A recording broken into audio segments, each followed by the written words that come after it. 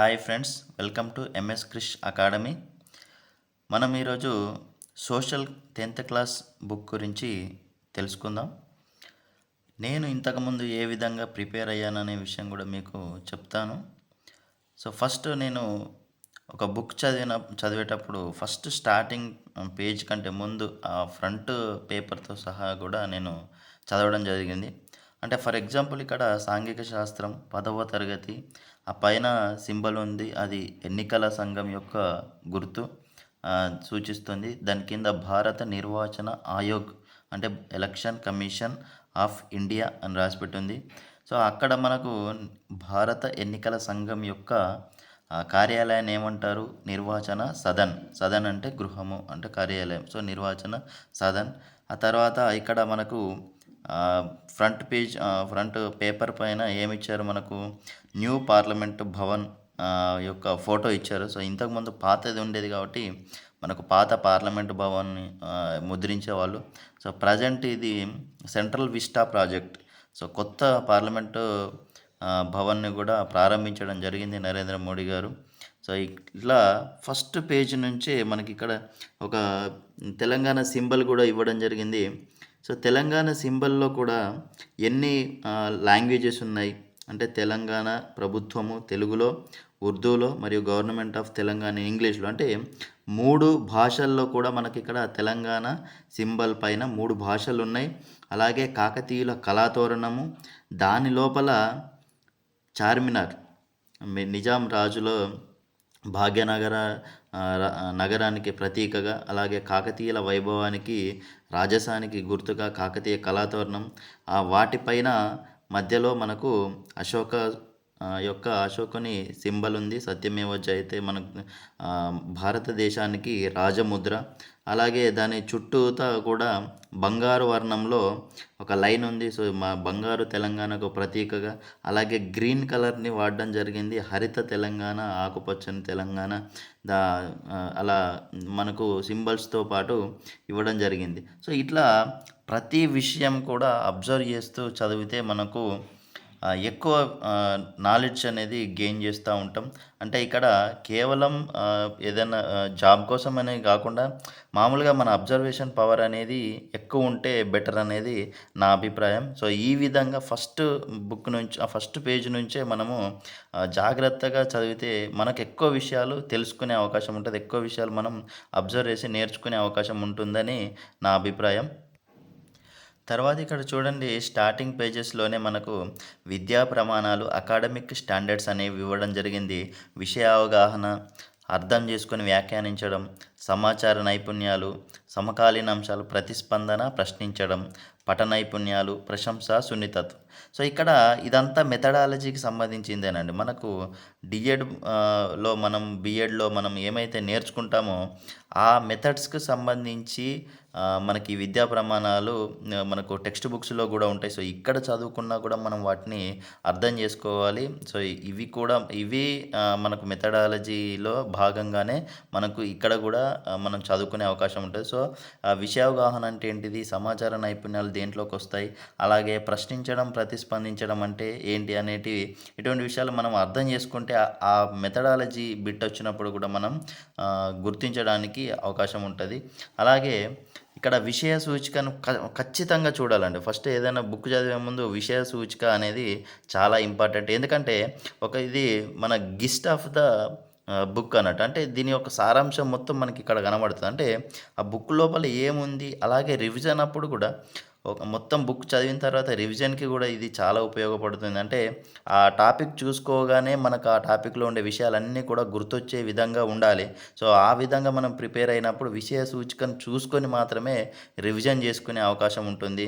So అలా ఇక్కడ ఇంతకుముందు మనం చదువుకున్న రోజుల్లో అయితే ఈ విషయ సూచికలో మనకు సోషల్లో 4 పార్టులుగా విభజించబడి ఉండేది. అంటే మనకు భూగోళం వేరే, తర్వాత చరిత్ర వేరే, పౌరశాస్త్రం, అర్థశాస్త్రం ఇలా 4 విభాగాలుగా ఉండేది. కానీ ఇప్పుడు ప్రస్తుతం ఉపయోగిస్తున్న నూతన పాఠ్య పుస్తకాలలో మాత్రం ఆ విధంగా లేదు. మీరు ఏ పుస్తకాన్ని చూసుకున్నా కూడా ఆ విధంగా విభజించలేదు. అంటే ఇక్కడ సామాజిక శాస్త్రాలుగా మారిపోయినాయి ఇక్కడ మొత్తం. అంటే వివిధ పాఠ్యాంశాలన్నీ గూడా కలిసిపోయి కేస్ స్టడీల ద్వారా వివరించడం ఎక్కువ జరుగుతోంది ఇక్కడ.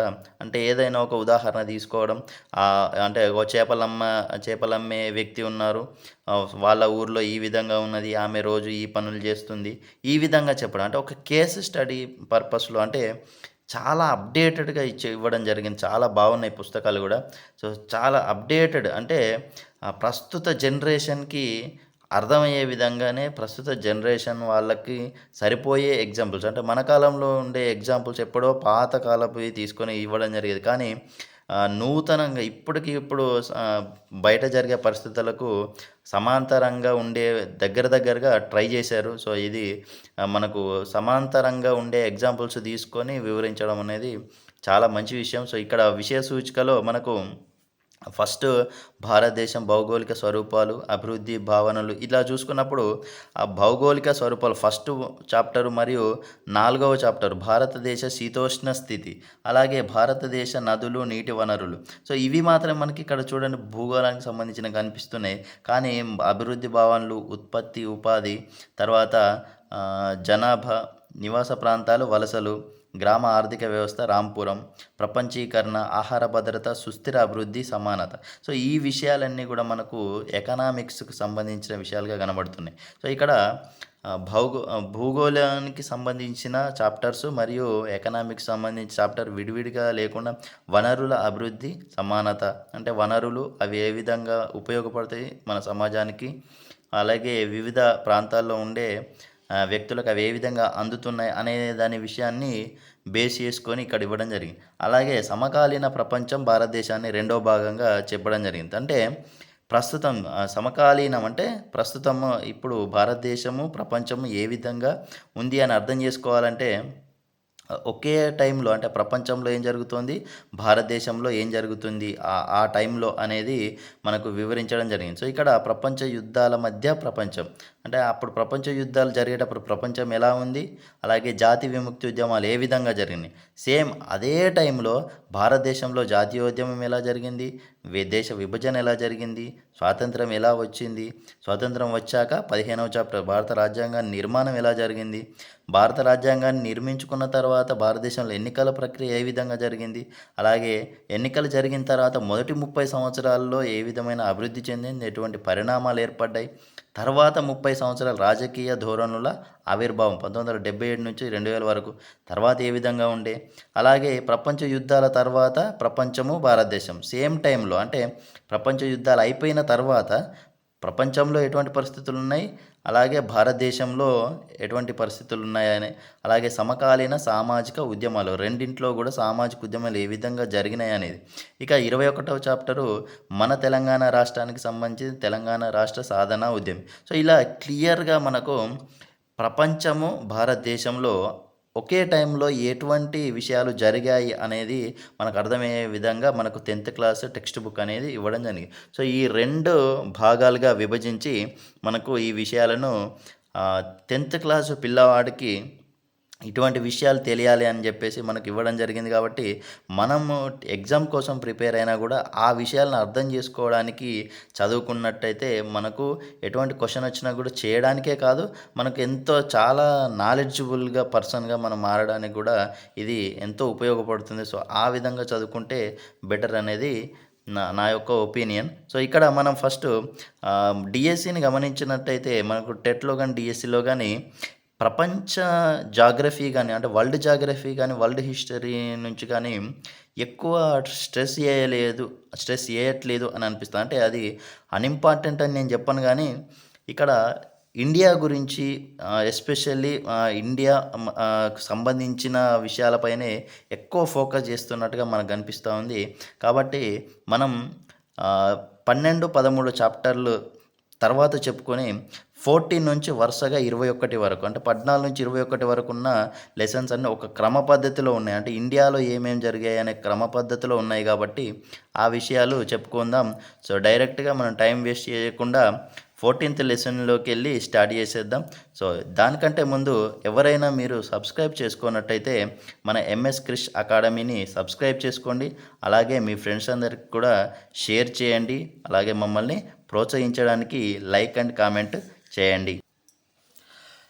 చలో దోస్తు, మనం టైం వేస్ట్ చేయకుండా 14వ పాఠం భారతదేశ జాతీయ ఉద్యమం, దేశ విభజన, స్వాతంత్రం 1939 నుంచి 1947 మధ్యలో భారతదేశంలో ఎటువంటి పరిస్థితులు ఉన్నాయనేది చూసేద్దాం.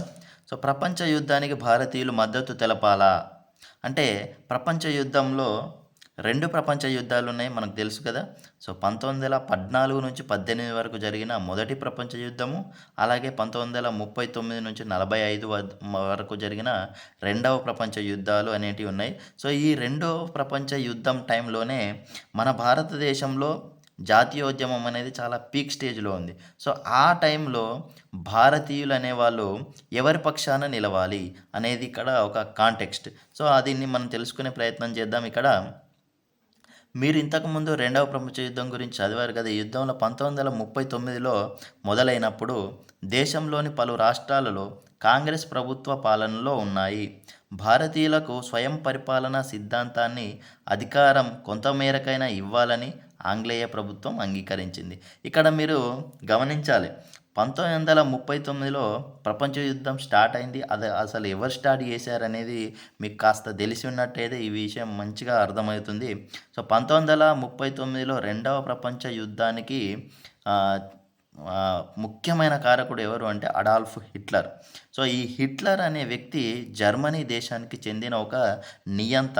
సో, నాజీ అనే పార్టీని స్థాపించి, అంటే ఆ నాజీ పార్టీలో చేరి దానికి అధ్యక్షుడయ్యి జర్మనీ ఛాన్సలర్‌గా మారిన తర్వాత సామ్రాజ్యవాదం అంటే జర్మన్లు అత్యంత శ్రేష్ఠులు అనే ఒక పిచ్చి నమ్మకంతోటి జర్మన్లే ప్రపంచాన్ని ఏలాలి, జర్మనీ జాతి అన్నిటికంటే చాలా గొప్ప జాతి, జర్మన్ వాళ్ళే ప్రపంచాన్ని పరిపాలించాలి అనేది ఒక సిద్ధాంతాన్ని పెట్టుకొని సామ్రాజ్యవాదాన్ని ఏర్పాటు చేయాలి. అంటే మొత్తం తన సామ్రాజ్యమే ఉండాలనే ఒక పిచ్చి భ్రమతోటి హిట్లర్ అధికార దాహంతో ఈ యుద్ధానికి పురికొల్పడం జరిగింది. సో, చిన్న దేశాల మధ్య స్టార్ట్ అయిన యుద్ధంలో హిట్లర్ ఎంటర్ అయ్యి దాన్ని ఒక ప్రపంచ యుద్ధంగా మార్చేయడం జరిగింది. సో, ఈ ప్రపంచ యుద్ధం జరిగే టైంలో భారతదేశంలో 1935లో బ్రిటిషు పార్లమెంటు భారత ప్రభుత్వ చట్టాన్ని తీసుకొచ్చింది. సో, ఈ భారత ప్రభుత్వ చట్టం ప్రకారంగా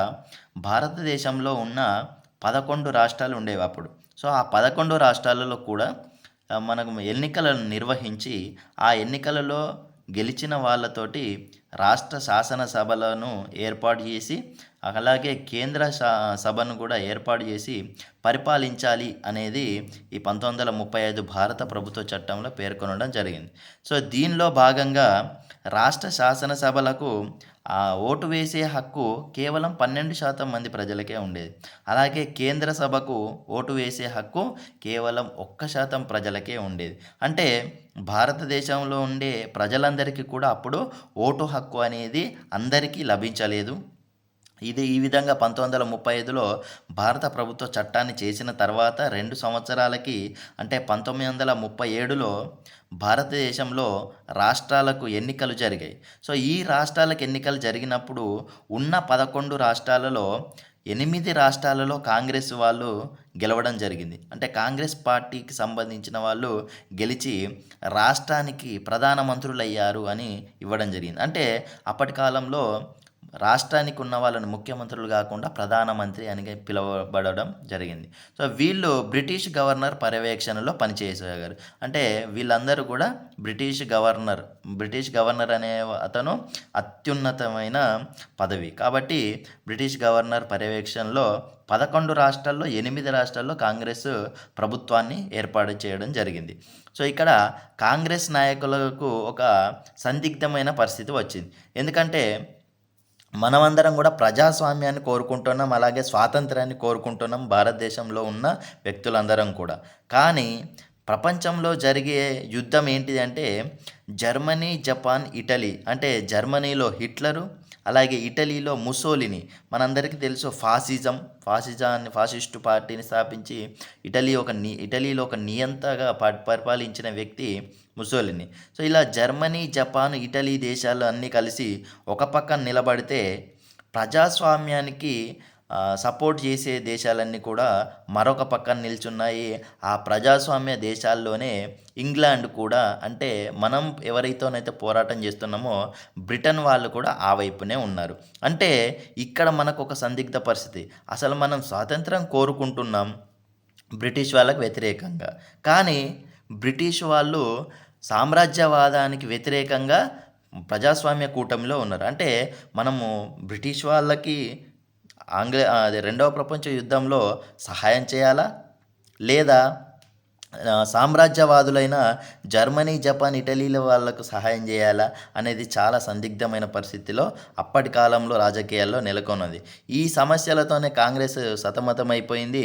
అనేక మంది కాంగ్రెస్ నాయకులు హిట్లర్ని, ముసోలినీని, ఫాసిజాన్ని వ్యతిరేకించారు.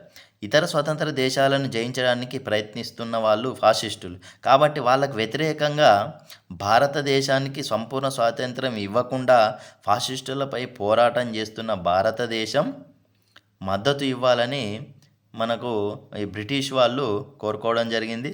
సో బ్రిటిష్ వాళ్ళకి మనం సపోర్ట్ చేయాలా వద్దా అనే దాంట్లోనే మనకు చాలా భిన్నాభిప్రాయాలు అనేటివి ఉన్నాయి. ఈ యుద్ధ సమయంలో బ్రిటిష్లో అధికారంలో ఉన్న పార్టీ పేరు కన్జర్వేటివ్ పార్టీ. అంటే ఇంగ్లాండ్లో కూడా మనకు వివిధ రకాల పార్టీలు అనేటివి ఉన్నాయి. సో అక్కడ అధికారంలో ఉన్న పార్టీ పేరు కన్జర్వేటివ్ పార్టీ. సో ఈ కన్జర్వేటివ్ పార్టీకి అధ్యక్షుడు విన్స్టన్ చర్చిల్. సో ఇక్కడ మనకు ఒక చిన్న ఎగ్జాంపుల్ ఏంటంటే, మనకు తెలంగాణ రాష్ట్రం అనేది చాలా సంవత్సరాల నుంచి కొట్లాడుతున్నా కూడా రాలేదు. కానీ కాంగ్రెస్ ప్రభుత్వం అధికారంలో ఉన్నప్పుడు శ్రీమతి సోనియా గాంధీ గారు, అలాగే మన్మోహన్ సింగ్, చాలామంది కాంగ్రెస్ నాయకులందరూ కూడా తెలంగాణ రాష్ట్రాన్ని ఇవ్వడానికి ఒప్పుకొని తెలంగాణ రాష్ట్రాన్ని వివిధ నాయకులందరినీ కూడా ఒప్పించి, సో పార్లమెంటులో ఎవరైతే మెజారిటీ ఎంపీలు ఉంటారో వాళ్ళ సపోర్ట్ ఉంటేనే ఒక బిల్ అనేది పాస్ అవుతుంది. కాబట్టి అప్పటి కాలంలో కాంగ్రెస్ మరియు మిగతా వాళ్ళ సంకీర్ణ ప్రభుత్వంలోని మిగతా వాళ్ళందరూ కూడా సపోర్టుగా తెలంగాణ బిల్లుకి ఓటు వేయడం జరిగింది. కాబట్టి బిల్ పాస్ అయ్యి మనకు తెలంగాణ వచ్చింది. అలాగే ఇక్కడ విన్స్టన్ చర్చిల్ ఉన్నంతకాలం మనకు భారతదేశానికి స్వాతంత్రం అనేది ఇవ్వలేదు. ఎప్పుడైతే విన్స్టన్ చర్చిల్ అధ్యక్షతన ఉన్న ఈ కన్జర్వేటివ్ పార్టీ అనేది ఓడిపోయి ఎన్నికలలో లేబర్ పార్టీ క్లెమెంట్ అట్లీ అధ్యక్షతన లేబర్ పార్టీ ఇంగ్లాండ్లో ఎప్పుడైతే అధికారంలోకి వచ్చిందో ఆ లేబర్ పార్టీ వాళ్ళు మనకు భారతదేశానికి స్వాతంత్రం ఇవ్వడానికి ముందు నుంచే సుముఖంగా ఉన్నారు. కాబట్టి ఆ లేబర్ పార్టీ వాళ్ళ అధికారంలోకి రాగానే మనకు భారతదేశానికి స్వాతంత్రం ఇచ్చారు. సో ఈ విధంగా విన్స్టన్ చర్చిల్ ప్రధానమంత్రికి సంకీర్ణ ప్రభుత్వం ఉన్నది. అప్పుడు సామ్రాజ్యాన్ని నిలుపుకోవాలని కన్జర్వేటివ్లు ప్రయత్నించారు. కన్జర్వేటివ్లతో పోలిస్తే భారతీయులు స్వాతంత్రం పొందడానికి లేబర్ పార్టీ ఎక్కువ సుముఖంగా ఉంది. బ్రిటిష్ సామ్రాజ్యం కింద భారతదేశానికి డొమినియన్ ప్రతిపత్తి, అంటే ఒక రాష్ట్రంగా, అంటే ఇంగ్లాండ్ దేశంలోనే ఒక భాగంగా ఉండడానికి వాళ్ళు ఒప్పుకున్నారు. అంటే పరిపాలించుకోవచ్చు కానీ వాళ్ళ అధికారంలోనే మనం ఉండాలి అని చెప్పేసి బ్రిటిష్ వాళ్ళు మనకు ఇచ్చారు. కానీ కాంగ్రెస్ పార్టీ వాళ్ళు ఏం కోరారు? సంపూర్ణ స్వరాజ్యానికే కోరడం జరిగింది. అంటే మొదటి నుంచి కూడా కాంగ్రెస్ పార్టీ భారతదేశ స్వాతంత్రం కోసం పోరాడిన ఏకైక పార్టీ. సో అంతేకాకుండా కేంద్రంలో కూడా జాతీయ ప్రభుత్వాన్ని వెంటనే ఏర్పరచాలి అని కాంగ్రెస్ కోరింది. సో కేంద్ర సభలకు ఎన్నికలు జరిగాయి కదా, సో వెంటనే ప్రభుత్వాన్ని కూడా ఏర్పాటు చేయాలని చెప్పేసి అడిగింది. కానీ భారతదేశంలో ఇతర ప్రయోజనాలు కాపాడాలి, కాంగ్రెస్ భారతీయులు అందరికీ ప్రాతినిధ్యం వహించడం లేదు, కాంగ్రెస్లో కేవలం కొంతమంది అంటే హిందువులకు, కొంతమంది వాళ్ళకి, అటువంటి వాళ్ళకే ప్రాతినిధ్యం వహిస్తుంది తప్ప ఇది అందరికి సంబంధించిన పార్టీ కాదు అని చెప్పేసి బ్రిటన్ వాళ్ళు భావించడం జరిగింది. అంటే ముస్లింలు ఇటువంటి వాళ్ళందరినీ కాంగ్రెస్ పట్టించుకోవడం లేదు అనేది బ్రిటిష్ చేసిన వాదన అన్నట్టు. ఇక్కడ యుద్ధంలో బ్రిటిష్ వాళ్ళు పూర్తిగా స్వాతంత్రం, సంపూర్ణ స్వరాజ్యం ఇస్తామని మాట ఇవ్వకుండానే వాళ్ళు మనల్ని సపోర్ట్ అడగడం జరిగింది. కానీ కాంగ్రెస్ పార్టీ దానికి ఒప్పుకోలేదు. సో, ఈ బ్రిటిష్ వాళ్ళు ఈ విధంగా మొండిపట్టు పట్టడంతోటి కాంగ్రెస్ వాళ్ళు 1937లో అధికారంలోకి వచ్చారు ఎన్నికల్లో గెలిచి. సో, కాంగ్రెస్ ప్రభుత్వాలు 11 8 రాష్ట్రాల్లో ప్రభుత్వం ఏర్పాటు చేయడం జరిగింది. కానీ 2 సంవత్సరాల్లోనే వాళ్ళ పదవులన్నిటిని త్యాగం చేసి 1939 అక్టోబర్‌లో అన్ని రాష్ట్రాల్లో కూడా రాజీనామా చేయడం జరిగింది. సో, 2 సంవత్సరాల కాలంలోనే అన్ని రాష్ట్రాల్లో కాంగ్రెస్ పార్టీ బ్రిటిష్ ప్రభుత్వానికి వ్యతిరేకంగా తమ ప్రభుత్వాలన్నీ కూడా రాజీనామా చేశాయి. సో, యుద్ధంలో గెలవటంపై దృష్టి కేంద్రీకరించడానికి వీలుగా శాంతి భద్రతలు కాపాడడానికి ప్రభుత్వ యుద్ధం సమయంలో ప్రత్యేక అధికారాలను తీసుకున్నది. బ్రిటిష్ ప్రభుత్వం ఏం చేసింది, యుద్ధంలో గెలవడం అంటే ఇక్కడ శాంతి భద్రతలు ఉండాలి. సో, భారతదేశంలో అంతర్గత కల్లోలాలు ఉండకూడదు మనకు యుద్ధం జరిగే టైంలో అని చెప్పేసి వాళ్ళు భావించడం జరిగింది. కాబట్టి ఇక్కడ ఎవరినైనా కూడా వాళ్ళు కోర్టుకు వెళ్ళకుండా వాళ్ళని జైల్లో వేయొచ్చు. వాళ్ళకి వాక్ స్వాతంత్రం లేదు. అలాగే చాలా ఒత్తిళ్ళు అనేటివి తీసుకురావడం జరిగింది. సో, ఈ విధంగా చేస్తున్నప్పుడు 1940, 41 సంవత్సరాల కాంగ్రెస్ వాళ్ళు వ్యక్తిగత సత్యాగ్రహాలను నిర్వహించడం జరిగింది. సో, ఇప్పుడు దేశ ప్రజలకు మరి ఎవరు ప్రాతినిధ్యం వహిస్తారు అనేది ఒక పెద్ద ప్రశ్న. మరి అందరు ప్రజలకు కాంగ్రెసు వాళ్ళు ప్రాతినిధ్యం వహించటం లేదు అన్నది బ్రిటిష్ ప్రభుత్వం ఆ ఆలోచన చేశారు కాబట్టి, ఇదే ఆలోచనను ఇంకొంచెం పెద్దదిగా చేసి కాంగ్రెస్‌కు వస్తున్న ఈ జనాదరణను తగ్గించే విధంగా వాళ్ళు ఏం చేశారంటే, విభజించి పాలించు అనే సూత్రాన్ని అమలు చేశారు. అంటే కాంగ్రెస్‌కు మీ తరపున కొట్లాడాల్సిన అవసరం ఏమున్నది? కాంగ్రెస్ వాళ్ళు ఎందుకు అట్లా అంతగా మేము అధికారం కోసం అనుమానాలను లేవనెత్తసాగారు. అంటే కాంగ్రెస్ వాళ్ళు ఎందుకు అట్లా చేస్తున్నారు అని చెప్పేసి మిగతా ముస్లిం లీగు ఇటువంటి వేరే వాళ్ళందరినీ కూడా ప్రోత్సహించినట్టుగా, వాళ్ళకి ప్రాముఖ్యత ఇచ్చినట్టుగా భావించి మనలో మనకే చిచ్చు పెట్టడం జరిగింది. మరి ఈ ముస్లిం లీగ్ అధ్యక్షుడిగా వహించిన మహమ్మద్ అలీ జిన్నా వంటి రాజకీయ నాయకులు దీంట్లో క్రియాశీలక పాత్రను పోషించారు. సో, ఈ ముస్లిం లీగ్ అనేది ఏంటి అసలు? ఈ ముస్లిం లీగ్ పార్టీ ఏ విధంగా ఏర్పడింది అనేది ఒకసారి ఇప్పుడు చూద్దాం. సో, ముస్లిం లీగ్ అనే పార్టీ 1906వ సంవత్సరంలో ఏర్పడింది. సో, 1906లో ఈ పార్టీ కేవలం యూపీలో ముస్లిం భూస్వాముల ప్రయోజనాలకు ప్రాతినిధ్యం వహించే పార్టీగా ఇది ఏర్పడడం జరిగింది. అంటే ఇక్కడ భారతదేశంలో ఉన్న అందరూ ముస్లిం ప్రజల కోసం ఏర్పడిన పార్టీ కాదు. ముందుగా కేవలం ఉత్తరప్రదేశ్‌లోని భూస్వాముల ప్రయోజనాలకు ప్రాతినిధ్యం వహించే ఒక పార్టీగా ఏర్పడడం జరిగింది. మరి ఈ పార్టీకి ప్రజల మద్దతు ఉందా అంటే, ముస్లిం ప్రజల్లోనే ముందు ఈ పార్టీకి అసలు మద్దతు అనేదే లేదు. 1930వ సంవత్సరం వరకు కూడా ముస్లిం లీగ్ పార్టీని ముస్లింలు కూడా పట్టించుకోలేదు. సో, ఈ ముస్లిం లీగ్ పార్టీ మొదటి నుంచి మాకు ప్రత్యేక రిజర్వ్ స్థానాలు కావాలి అంటే, ఇప్పుడు మన తెలంగాణలో కూడా ఇప్పుడు ఉన్నాయి కదండీ ఎస్సీ రిజర్వ్ స్థానాలు అని చెప్పేసి. సో, అట్లా కొన్ని నియోజకవర్గాలను మాకే రిజర్వ్ చేయాలి. ఎందుకంటే ఎక్కువ శాతం మంది హిందువులే ఉన్నారు కాబట్టి అక్కడ హిందువులే ఎన్నికవుతారు.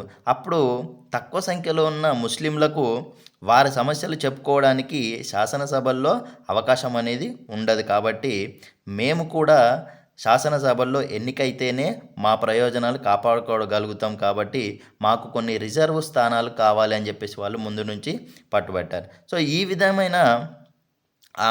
విధమైన కోరికలకు కాంగ్రెస్ వాళ్ళు కూడా అంగీకరించడం జరిగింది. ఎందుకంటే వారు అందరి ప్రయోజనాలను ఆలోచించి మొదటి నుంచి కూడా కాంగ్రెస్ నాయకులు, పెద్ద పెద్ద నాయకులందరూ కూడా అందరి ప్రయోజనాల కోసం ఆలోచించేవాళ్ళు. కాబట్టి కాంగ్రెస్ కూడా అంగీకరించడంతో 1909 నుంచి అంటే మింటో మార్లే సంస్కరణలు మనకు జరిగినాయి కదా.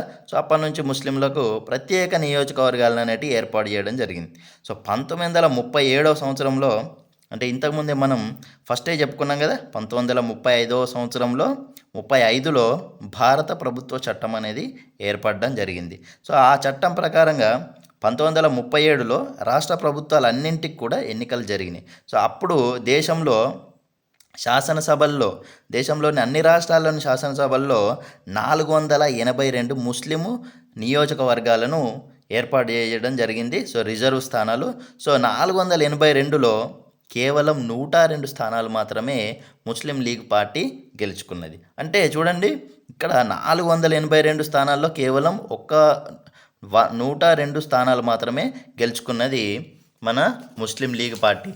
అయితే జాతీయ పార్టీ కాబట్టి హిందువులకు మాత్రమే మేము ప్రాతినిధ్యం వహించడం లేదు కాబట్టి ముస్లిం నియోజకవర్గాల్లో కూడా కాంగ్రెస్ పోటీ చేసింది. మరి కాంగ్రెస్ ఎందుకు పోటీ చేసింది? ఎందుకంటే కాంగ్రెస్లో కూడా చాలామంది ముస్లిం నాయకులు అనే వాళ్ళు ఉన్నారు. సో వాళ్ళు కాంగ్రెస్ తరపున ముస్లిం నియోజకవర్గాల్లో పోటీ చేయడం జరిగింది. సో ఇక్కడ కాంగ్రెస్ మొత్తం 58 ముస్లిం నియోజకవర్గాల్లో పోటీ చేస్తే 26 స్థానాల్లో గెలిచింది. 1937 ఎన్నికల్లో మొత్తం ముస్లిం ఓట్లలో కేవలం 4% మాత్రమే ముస్లిం లీగ్కు వచ్చాయి. ఇవి కూడా ఎక్కడ ఎక్కువ శాతం ప్రభావితమయ్యాయంటే యునైటెడ్ ప్రావిన్స్, అలాగే అంటే బాంబే మరియు మద్రాస్, ఈ ప్రదేశాల్లో మాత్రమే ఎక్కువ ముస్లిం లీగ్కి ఆదరణ అనేది లభించింది. కానీ ఇప్పుడు ఏదైతే పాకిస్తాన్గా ఏర్పడి ఉన్నాయో అంటే బెంగాల్ మరియు వాయవ్య పాకిస్తాన్ మరియు పంజాబ్లలో ఇది చాలా బలహీనంగా ఉండేది ముస్లిం లీగ్ పార్టీ. సింధులో కూడా అది ప్రభుత్వాన్ని ఏర్పడేది. సో ఇవన్నీ కలిసి ఇప్పుడు పాకిస్తాన్గా ఉన్నాయి. అంటే ప్రస్తుతం పాకిస్తాన్గా ఏర్పడి ఉన్న ప్రాంతాలలో కూడా ముస్లిం లీగ్కి అప్పుడు తన ఆధిపత్యం అనేది లేదు. కానీ 1946లో తిరిగి రాష్ట్రానికి కేంద్ర సభలకు ఎన్నికలు జరిగినప్పుడు ముస్లిం నియోజకవర్గాల్లో ముస్లిం లీగ్ విజయభేరి మోగించింది. మరి 1937 ఎన్నికలకు 1946 ఎన్నికలకు మధ్యలో ఈ 10 సంవత్సరాల కాలంలో ముస్లింల ఆలోచనలు ఎందుకు మారాయి? మరి ముస్లింలు కాంగ్రెస్ను ఎందుకు నమ్మలేదు? కాంగ్రెస్కి ముస్లింలకు వచ్చిన భేదం ఏంటి అనేది మనం ఇక్కడ ఒక్కసారి గమనించాలి. కేవలం 4% ఉన్న ముస్లింల ఓట్లు, ముస్లిం లీగ్కి ముస్లింలు వేసిన ఓట్లు కేవలం 100 మంది ముస్లింలు ఉంటే దాంట్లో 4 మాత్రమే ముస్లిం లీగ్కి వేశారు. మిగతా వాళ్ళందరూ వేరు పార్టీలకు వేశారు. కానీ 1946కు వచ్చేసరికి మాత్రం పరిస్థితి అంతా పూర్తిగా మారిపోయింది. మరి దీనికి కారణం ఏంటి అనేది ఒకసారి మనం అర్థం చేసుకోవడానికి ప్రయత్నిద్దాం. ఇక్కడ ముస్లింల పట్ల కాంగ్రెస్ సున్నితత్వంతో స్పందించటం లేదు అని ముస్లిం లీగు ఎత్తి చూపడం జరిగింది. అంటే ముస్లింలను తన వైపుకు తిప్పుకోవడానికి ముస్లిం లీగు చాలా విషయాలను ముస్లిం సోదరుల ముందట పెట్టడం జరిగింది. ఉదాహరణకు యునైటెడ్ ప్రావిన్స్, అంటే ఇప్పుడు ప్రస్తుతానికి ఉన్న ఉత్తరప్రదేశ్ వంటి ప్రాంతాలన్నీ కూడా యునైటెడ్ ప్రావిన్స్లో ఉండేవి. అక్కడ ఎక్కువ సీట్లను గెలుచుకున్న ముస్లిం లీగుతో కలిపి సంకీర్ణ ప్రభుత్వం ఏర్పాటు చేయడానికి కాంగ్రెస్ తిరస్కరించింది. సో కావాల్సినంత మనకు సీట్లు రానప్పుడు మనం ఏం చేస్తారో, మేము సాధారణంగా 1-2 పార్టీలు కలిసి ఇద్దరూ కలిసి సంకీర్ణ ప్రభుత్వాన్ని ఏర్పాటు చేయడం జరిగింది. అంటే కావాల్సినంత మద్దతు లేనప్పుడు 2-3 పార్టీలు కలిసి కూడా ప్రభుత్వాన్ని ఏర్పాటు చేయడం మనం చాలా చోట్ల చూస్తూ ఉన్నాం ప్రస్తుతం కూడా. సో ఇక్కడ యూపీలో కూడా అప్పుడు యునైటెడ్ ప్రావిన్స్లో కూడా సంకీర్ణ ప్రభుత్వం ఏర్పాటు చేద్దామని చెప్పేసి ముస్లిం లీగ్ వాళ్ళు ప్రతిపాదిస్తే దానికి కాంగ్రెస్ వాళ్ళు ముస్లిం లీగ్తో కలిసి ప్రభుత్వం ఏర్పాటు చేయడానికి తిరస్కరించడం జరిగింది. సో ఇక్కడనే వాళ్ళ ముస్లింల యొక్క మనోభావాలు దెబ్బతినడం జరిగింది. అలాగే తమ సభ్యులు ముస్లిం లీగులో సభ్యత్వం తీసుకోకూడదు అని కాంగ్రెస్ వాళ్ళు స్ట్రిక్ట్గా ఆర్డర్ పాస్ చేయడం జరిగింది. అంటే కాంగ్రెస్లో ఉండేవాళ్ళు ముస్లిం లీగులో ఉండకండి, చేరకండి, ముస్లిం లీగులో సభ్యత్వం తీసుకోకూడదు అనేది వాళ్ళు పెట్టడం జరిగింది. ఇక్కడ కాంగ్రెస్ వాళ్ళు హిందూ మహాసభలో అవకాశం ఉండే సభ్యులుగా ఉండడానికి, హిందూ మహాసభలో సభ్యులుగా ఉండే అవకాశం ఉంది, కానీ ముస్లిం లీగులో సభ్యత్వం తీసుకోకూడదు అని పెట్టేసరికి అక్కడ కొంతమంది ముస్లింలకు తనలో ముస్లింలుకి వ్యతిరేకంగా కాంగ్రెస్ పార్టీ వెళ్తుందేమో అనే అనుమానాలు అనేటివి రేకెత్తడం జరిగింది.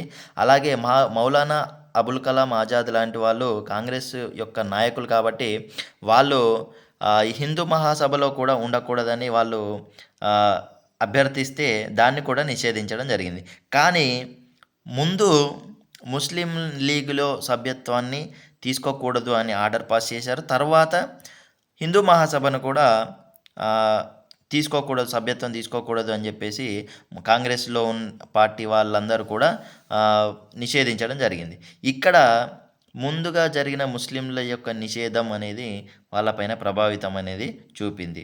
సో, ఈ విధంగా ముస్లింలతో అధికారాన్ని పంచుకోవడానికి కాంగ్రెస్ వాళ్ళు సిద్ధంగా లేరు అని చెప్పేసి ముస్లిం లీగు ముస్లిం సమాజంలో అపోహలను సృష్టించడం జరిగింది. ఇక్కడ హిందూ మహాసభ, ఆర్ఎస్ఎస్ వంటి సంస్థలు కూడా ఏ విధంగా తమ పాత్రను పోషించారో చూద్దాం.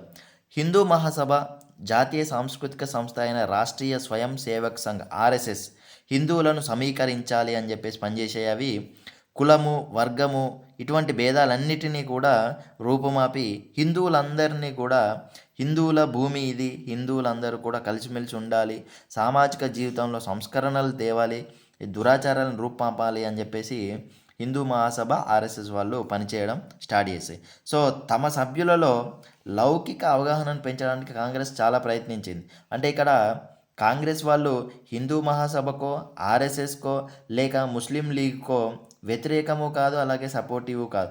అందరూ కూడా లౌకికంగా ఉండాలి, అంటే మత భేదాలు లేకుండా ఉండాలని చెప్పేసి కాంగ్రెస్ వాళ్ళు ప్రయత్నించారు. కానీ ముస్లిం ప్రజల్లో భద్రతా భావాన్ని పెంచి ఈ ముస్లిం లీగు, హిందూ మహాసభ, ఆర్ఎస్ఎస్ వంటి సంస్థల కార్యక్రమాలని దోబూచిగా చూపి ముస్లిం లీగు ముస్లిం ప్రజలందరిలో కూడా అనుమానాలను పెంచసాగింది. ఇలాంటి సమయంలోనే ముస్లింలందరికీ కూడా ముస్లింలు అధికంగా ఉన్న ప్రాంతాలలో ముస్లిం లీగుకు అధ్యక్ష ఉపన్యాసం చేస్తున్న మొహమ్మద్ ఇక్బాల్. సో, ఈ మొహమ్మద్ ఇక్బాల్ అనే అతను మనకు చాలా బాగా తెలుసు. సారే జహాసే అచ్చా, హిందుస్థాన్ హమారా హమారా, హంబుల్ బులే హై ఇస్కే, ఏ గుల్సితా హమారా హమారా అని అప్పుడు చిన్నప్పుడు మనం పాఠాలు చదువుకునేది. సో, ఈ కవిత రాసిన ఉర్దూ కవి మొహమ్మద్ ఇక్బాల్ అనే ఆయన 1930లో ముస్లిం లీగుకు అధ్యక్షునిగా ఉపన్యాసం చేస్తున్నాడు. అప్పుడు ఆయన ఏం చెప్పిండంటే వాయవ్య ప్రాంతంలో ముస్లిం రాష్ట్రం యొక్క ఆవశ్యకత గురించి మాట్లాడాడు. వాయవ్య ప్రాంతంలో ఎక్కువ మంది ముస్లింలు ఉన్నారు కాబట్టి మనకు సపరేట్గా ఒక రాష్ట్రం ఉండాలని చెప్పాడు. అంటే ఇక్కడ సపరేట్ దేశం గురించి ఆయన చెప్పలేదు. అప్పటి కాలానికి సంబంధించి ప్రత్యేక రాష్ట్రం ఉండాలని చెప్పేసి ఆయన చెప్పడం జరిగింది. అలాగే కేంబ్రిడ్జ్లో పంజాబీ ముస్లిం అయిన చౌదరి రెహమత్ అలీ. సో, ఈ రెహమత్ అలీ అనే అతను ఒక చిన్న విద్యార్థి. సో, కేంబ్రిడ్జ్ యూనివర్సిటీలో చదువుకునే ఈ విద్యార్థి ఏం చేశాడంటే పాకిస్తాన్ అనే ఒక పదాన్ని సూచించడం జరిగింది. సో, ఆ ప్రాంతాలన్నిటికీ పాకిస్తాన్ అనే పేరు ఎందుకు పెట్టిండంటే ఆ ప్రాంతాలన్నిటిని ఇంగ్లీష్లో రాస్తే ఫస్ట్ అక్షరాలన్నిటిని కలిపితే పాకిస్తాన్. అంటే పి అంటే పంజాబ్, ఏ అంటే ఆఫ్ఘన్, కే అంటే కాశ్మీర్, పాక్. అలాగే సింధ్, బెలూచిస్తాన్.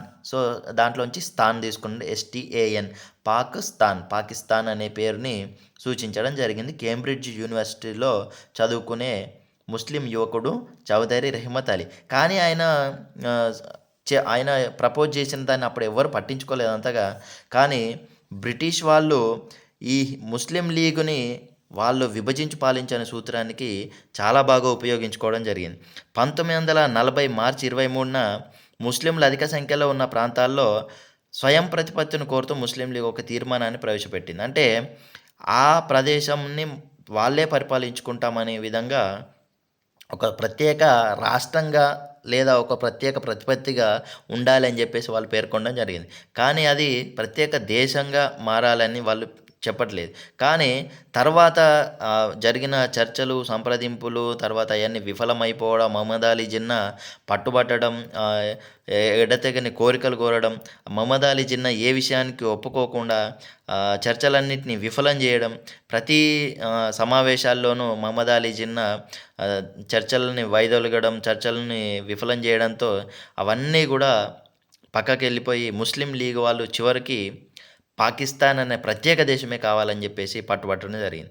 మరి 1940-46 మధ్య ప్రత్యేక దేశం అనేది ముస్లిం ప్రజలను ముస్లిం లీగ్ ఎలా ఒప్పించగలిగింది అంటే ఈ కాలంలో చాలామంది కాంగ్రెస్ నాయకులు, పెద్ద పెద్ద నాయకులందరూ కూడా జైళ్ళలో ఉండడం జరిగింది, జైళ్ళ పాలవడం జరిగింది. సో, వాళ్ళందరినీ లోపల పెట్టిన బ్రిటిషు ప్రభుత్వం విభజించు పాలించు అనే సూత్రాన్ని ఉపయోగించుకొని ముస్లిం లీగ్ సపోర్ట్ చేయడం, అలాగే కాంగ్రెస్ని అణగదొక్కడం, కాంగ్రెస్లో ఉన్న వాళ్ళందరినీ కూడా జైలులో పెట్టడం వల్ల అక్కడ ఉన్న ముస్లిం యొక్క ప్రజలందరూ మన భారతదేశంలోని ముస్లిం ప్రజలందరూ కూడా ముస్లిం లీగు యొక్క మాటలకి పడిపోయారు. అంటే ఆహ్, మిగతా వాళ్ళందరూ ముస్లిం ప్రయోజనాలను లాక్కుంటున్నారు.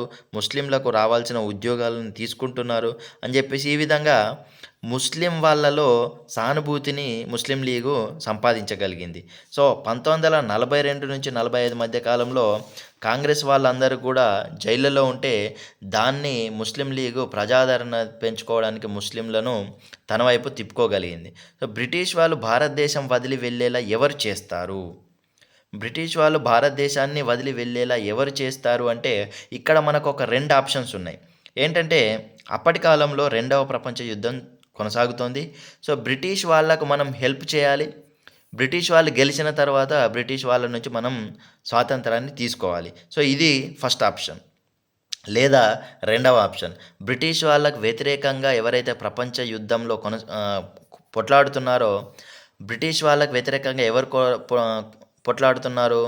ఇక్కడ జర్మనీ, జపాన్, ఇటలీ మనం ముందే చెప్పుకున్నాం. సో, జర్మనీ, జపాన్, ఇటలీ వాళ్ళకు మనం సహాయం చేయడం, వాళ్ళ సహాయం మనం తీసుకొని బ్రిటిష్ వాళ్ళను మన దేశం నుంచి వెళ్ళగొట్టడం. ఇక్కడ ఈ 2 ఆప్షన్స్ మాత్రమే ఉన్నాయి. అంటే బ్రిటిష్ వాళ్ళతో పోరాడే వాళ్ళతో మనం కలిసిపోవడం, బ్రిటిష్ వాళ్ళని ఓడించడం, లేదా బ్రిటిష్ వాళ్ళకే హెల్ప్ చేసి బ్రిటిష్ వాళ్ళని కాపాడటం, అలాగే బ్రిటిష్ వాళ్ళ నుంచి మనం స్వాతంత్రం పొందడం. ఈ 2 ఆప్షన్స్ మన దేశం ముందట ఉన్నాయి. సో, ఆనాడు 1941లో భారతదేశ భూభాగాల లోపలికి జపాను ఆగ్నేయ దిశలో ఆసియాలోకి ప్రవేశిస్తూ వస్తుంది. జపాన్‌కు వ్యతిరేకంగా భారతీయులు కూడా యుద్ధంలో పాల్గొనాలి అని చెప్పేసి బ్రిటిష్ ప్రభుత్వం భావిస్తోంది. సో, ఇక్కడ 1942లో స్టఫర్డ్ క్రిప్స్ అనే అతన్ని భారతదేశానికి పంపించి బ్రిటిష్ వాళ్ళు గాంధీజీతో, కాంగ్రెస్‌తో రాజీ కుదుర్చుకొని యుద్ధంలో మనకు హెల్ప్ చేయాలి. భారత సైనికులందరూ కూడా బ్రిటిష్ తరపున పోరాడాలి. బ్రిటిష్ సైన్యంలో చేరాలి అని చెప్పేసి ఒక రాజీ కుదుర్చుకొని రమ్మని చెప్పి స్టాఫర్డ్ క్రిప్స్‌ని పంపింది. దీన్నే మనం 1942 క్రిప్స్ రాయబారం అని కూడా పిలుస్తూ ఉంటాం. సో, ఈ స్టాఫర్డ్ క్రిప్స్ అనే అతను ఎందుకొచ్చాడు? భారతదేశం యొక్క సైన్యం మొత్తం భారతదేశం బ్రిటిషు ప్రభుత్వంతో కలిసి బ్రిటిషు ప్రభుత్వం వాళ్ళకు వ్యతిరేకంగా ఉన్న వాళ్ళపైన యుద్ధంలో పాల్గొనాలి, దానికి ఒప్పించి రమ్మని చెప్పేసి స్టాఫర్డ్ క్రిప్స్‌ని పంపారు. సో, వైస్రాయ్ కార్యనిర్వాహక వర్గంలో రక్షణ సభ్యునిగా అప్పటి వరకు కూడా బ్రిటిష్ వాళ్ళే ఉండే. కానీ భారతీయుడిని నియమించాలి అని చెప్పేసి కాంగ్రెస్ పట్టుబట్టింది. కానీ వాళ్ళు రక్షణ సభ్యునిగా భారతీయుడినే ఉంచితే భారతదేశ రక్షణ బాధ్యతలను అతనే చూసుకుంటాడు. కాబట్టి భారతదేశానికి సంబంధించి పెద్ద పెద్ద పోస్టులన్నిటిలో దేంట్లో కూడా మన భారతీయుల్ని నియమించడానికి బ్రిటిష్ వాళ్ళు ఒప్పుకోలేదు. కాబట్టి ఈ క్రిప్స్ రాయబారం అనేది విఫలమైంది. సో, ఈ క్రిప్స్ రాయబారం విఫలమైన తర్వాత మహాత్మా గాంధీ గారు తన ఉద్యమాన్ని మొదలుపెట్టాడు. అదే 1942లో క్విట్ ఇండియా ఉద్యమం. సో, ఈ ఆగస్టులో మొదలైన ఈ ఉద్యమం గాంధీజీ లాంటి పెద్ద పెద్ద నాయకులందరినీ కూడా అరెస్ట్ చేసి లోపల పెట్టినా కూడా అప్పుడున్న యువ నాయకులు, కాంగ్రెస్ కార్యకర్తలు, అరుణ అసఫ్ అలీ లాంటి మహిళా నేతలు ఈ ఉద్యమానికి నాయకత్వం వహించారు. గాంధీజీ చేపట్టిన వాటిలలో అతి ముఖ్యమైన ఉద్యమాలు 3. అవి ఒకటి సహాయ నిరాకరణ ఉద్యమం, రెండవది దండి సత్యాగ్రహం లేదా ఉప్పు సత్యాగ్రహం లేదా శాసనోల్లంఘన ఉద్యమం, ఇక మూడవది క్విట్ ఇండియా ఉద్యమం. సో, ఈ 3వ ఉద్యమమే చివరిది కావాలని చెప్పేసి ఇప్పుడే క్విట్ ఇండియా ఉద్యమంలోనే గాంధీజీ గారు డూ ఆర్ డై, చావండి లేదా పోరాడండి అని చెప్పేసి ఇక్కడ మనకు పిలుపునివ్వడం జరిగింది. సో, ఈ విధంగా కాంగ్రెస్‌లో జయప్రకాష్ నారాయణ, సోషలిస్ట్ సభ్యులు లాంటి వాళ్ళందరూ కూడా ఈ 1942లో జరిగిన క్విట్ ఇండియా ఉద్యమంలో చాలా చురుగ్గా పాల్గొనడం జరిగింది. ఈలోగా యుద్ధంలో బ్రిటన్‌కు మద్దతు ఇవ్వాలని భారత కమ్యూనిస్ట్ పార్టీ నిర్ణయించింది. చూడండి, ఇక్కడ కాంగ్రెస్ వాళ్ళు బ్రిటన్‌కు మద్దతు ఇవ్వకూడదు, ఇప్పుడు ప్రస్తుతం మనకు వాళ్ళు స్వాతంత్రాన్ని ఇవ్వలేరు అని చెప్పేసి వాళ్ళు పోరాడుతూ ఉంటే, సిపిఐ భారత కమ్యూనిస్ట్ పార్టీ మాత్రం ప్రస్తుతం సామ్రాజ్యవాదానికి వ్యతిరేకంగా మనం పోరాడాల్సిన అవసరం ఉన్నది కాబట్టి బ్రిటన్‌కు మనం సపోర్ట్ ఇవ్వాల్సిందని చెప్పేసి సిపిఐ వాళ్ళు భావించడం జరిగింది. ఇక్కడ నాజీ సైన్యం, నాజీ అంటే హిట్లర్. హిట్లర్ యొక్క సైన్యము సోవియట్ యూనియన్ అంటే రష్యా.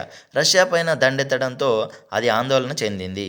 ప్రపంచ స్థాయిలో ప్రమాదాన్ని గుర్తించి ప్రజల యుద్ధంగా పేర్కొంది. ఇందుకు విరుద్ధంగా గాంధీజీ లాంటి వాళ్ళు బ్రిటన్ భారతదేశం విడిచి వెళ్ళిపోతే అది సొంతంగా జపాన్‌ని ఎదుర్కోగలదు అని భావించారు. అంటే గాంధీజీ గారు బ్రిటన్‌కు సపోర్ట్ చేయకూడదు ఈ పరిస్థితుల్లో అని చెప్పేసి వాళ్ళు భావించారు. అమెరికా, యూరప్‌లలో జపాన్ సాధించిన విజయాలు కూడా భారతీయులపై బలమైన ముద్రలు వేశాయి. ఇక్కడ మనం ఒకటి గుర్తుంచుకోవాలి ఏంటిదంటే, మనకెప్పుడు గాని స్ఫూర్తి అనేది చాలా బాగా ఉపయోగపడుతది. అంటే ఎవరైనా మన ఊరిలో ఒకతను ఉద్యోగం సంపాదించాడంటే, మనకు కూడా వస్తుంది, మనం కూడా సాధించవచ్చు అనే నమ్మకం చాలా బాగా వస్తుంది. ఎవరైనా మనకు తెలిసిన వ్యక్తి ఏదన్నా గొప్ప పని చేశారు లేదా గొప్ప లక్ష్యాన్ని అందుకున్నారు అంటే, మనం వాళ్ళ నుంచి చాలా స్ఫూర్తి పొందుతాం. వాళ్ళ మాటలు మనలో స్ఫూర్తి నింపుతాయి. అలాగే చాలా చిన్న దేశమైన జపాను యూరప్‌లో ఉన్న చాలా దేశాలను, అమెరికాను తన యుద్ధ నైపుణ్యాలతోటి భయపెడుతోంది అంటే, మన భారతదేశం ఇంత పెద్దది. మనం ఈ బ్రిటిష్ వాళ్ళని ఎందుకు ఓడించలేము? బ్రిటిష్ వాళ్ళు అత్యున్నతమైన జాతి అనే భ్రమ నుంచి మనం బయటకొద్దాం. బ్రిటిష్ వాళ్ళు దేవుని బిడ్డలు, బ్రిటిష్ వాళ్ళు దైవాంశ సంభూతులు, lord Dalhousie, lord Irwin, lord ఇట్లా అనుకుంటూ మనం లార్డ్ అంటే దేవుడా అని వాళ్ళని పిలిచే, అంటే మనం తక్కువ జాతి వాళ్ళం, వాళ్ళు చాలా గొప్ప జాతి అనేది, ఇటువంటి అభిప్రాయం అంతా కూడా పోయిందన్నట్టు. సో భారతీయులకు కనువిప్పు కలిగింది.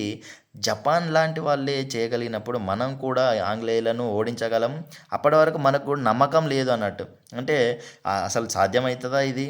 భారతదేశం నుంచి బ్రిటిష్ వాళ్ళు వెళ్ళిపోతారా అసలు? అంత ఈజీగా వాళ్ళని ఎదిరించగలుగుతామా? అనే ఒక డౌట్లు అనేటివి వెళ్ళిపోయినాయి అన్నట్టు. సో జపాన్ యొక్క విజయాలు మన లోపల స్ఫూర్తిని నింపాయి. బ్రిటన్ వాళ్ళు ఈ కష్ట సమయంలో ఉన్నారు. అంటే యుద్ధ సమయంలో ఉన్నారు. యుద్ధంలో ఉన్నప్పుడు వాళ్ళకు ఇప్పుడు మన భారతదేశంలో ఏదైనా ఉద్యమం జరిగితే దాన్ని ఆపడం, దాన్ని అణచివేయడం అనేది కష్టమైతది. ఎందుకంటే వాళ్ళు ఒక పక్కన యుద్ధ సమయంలో ఉన్నారు కాబట్టి. ఇదే సమయంలో మనం ఏదైనా కూడా చేయాలని చెప్పేసి సుభాష్ చంద్రబోస్ దీన్ని ఒక అవకాశంగా భావించడం జరిగింది. సో బ్రిటిష్ పాలకులను తరిమివేయడానికి ఇదే సరైన సమయం. కాబట్టి మనం బ్రిటిష్ వాళ్ళకు వ్యతిరేకంగా పోరాడే జర్మనీ, జపాన్, ఇటలీ లాంటి వాళ్ళ సహాయం తీసుకొని బ్రిటిష్ వాళ్ళని ఓడిద్దాం. బ్రిటిష్ వాళ్ళని ఓడించి మనము భారతదేశానికి స్వాతంత్రాన్ని తెచ్చుకుందామని చెప్పేసి సుభాష్ చంద్రబోస్ భావించారు. సో ఆయన ఫస్ట్ ఏం చేశాడు, అందుకనే జర్మనీకి వెళ్ళి అక్కడ హిట్లర్ని కలిశాడు. హిట్లర్ ఫస్ట్ హెల్ప్ చేస్తానని చెప్పాడు.